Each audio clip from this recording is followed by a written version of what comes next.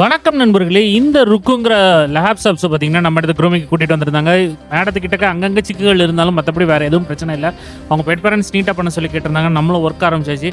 ஆனால் ருக்கு பார்த்தீங்கன்னா எப்போவுமே வந்து ரொம்ப சாஃப்ட் டைப்புங்க. அது மட்டும் இல்லாமல் நல்லா நடிக்க தெரியும். நம்மக்கிட்ட அப்படியே கொஞ்சம் கொலாவுவா, எப்படியாவது என்னை விட்டுருங்க அப்படிங்கிற மாதிரியே சீன் காட்டுவா. நம்ம அவ கூட கொஞ்சம் குழவைக்கிட்டே இருந்தோன்னு வச்சுக்கோங்களேன், நம்ம வேலையை பார்க்க முடியாது. அதனால் நம்ம குரூமிங் வேலையை தொடர்ந்து பார்த்துக்கிட்டே இருந்தோன்னா 5 நிமிஷத்தில் அவளுக்கே போர் அடிச்சிடும். அப்படியே பேசாமல் படுத்துருவா. என்னடா இது நம்மளுடைய ராஜதந்திரம் எல்லாம் வீணாகி விட்டதே அப்படின்னு.